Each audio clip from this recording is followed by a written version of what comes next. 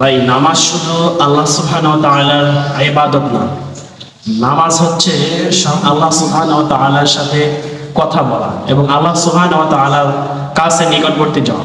মুহাদ্দিসে কিরামরা বলেন, কোন হাফেজ ব্যক্তি এবং কোন হাফেজ কোরআন তেলাওয়াত করতেছে, বলা হয়েছে যে সে স্বয়ং আল্লাহ সুবহানাহু ওয়া তাআলার সাথে কথা বলতেছে। এই জায়গা থেকে সেটা জানা গেল যে আল্লাহ সুবহানাহু ওয়া তাআলার নিকটবর্তী যেতে হলে বেশি বেশি কোরআন তেলাওয়াত করতে হবে। রাসূলুল্লাহ সাল্লাল্লাহু আলাইহি ওয়াসাল্লাম বলেছেন যে ওয়াসজুদ ওয়াকতান, তোমরা আল্লাহ সুবহানাহু ওয়া তাআলার নিকটবর্তী যদি যেতে চাও তাহলে বেশি বেশি সিজদা করো, বেশি বেশি রুকু করো। যদি বেশি বেশি রুকু করতে পারো, বেশি বেশি সিজদা করতে পারো, তাহলে আল্লাহ সুবহানাহু ওয়া তাআলার নিকটবর্তী যেতে পারো।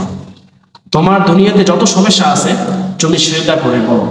আল্লাহ সুবহানাহু ওয়া তাআলার কাছে যদি সমস্যার কথা যদি বলতে পারো, তাহলে আল্লাহ সুবহানাহু ওয়া তাআলা তোমার সেই সমস্যাগুলো উদ্ধার করে দেবেন।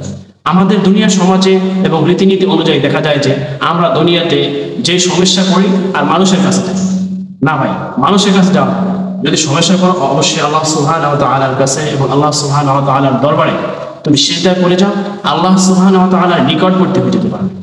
নামাজ আল্লাহ সুবহানাহু ওয়া তাআলা আমাদেরকে দিয়েছেন আল্লাহ সুবহানাহু ওয়া তাআলার নিকটবর্তী হয়ে যাওয়ার একটা মাধ্যম। এজন্য আল্লাহ সুবহানাহু ওয়া তাআলা বলেন, বান্দা তুমি আমাকে ডাকো, আমি তোমার ডাকে সাড়া দেব। এজন্য ভাই আমরা বেশি থেকে বেশি আল্লাহ সুবহানাহু ওয়া তাআলার একনিষ্ঠতা এবং একনিষ্ঠতার সাথে যদি নামাজ পড়তে পারি, আল্লাহ সুবহানাহু ওয়া তাআলার কাছে যেতে পারবো ইনশাআল্লাহ। আল্লাহ সুবহানাহু ওয়া তাআলার জন্য আমাদের সকলকে নামাজের গুরুত্ব এবং মর্যাদা ও তাৎপর্য বুঝে বেশি থেকে বেশি ইবাদত বন্দেগী করার মতো তৌফিক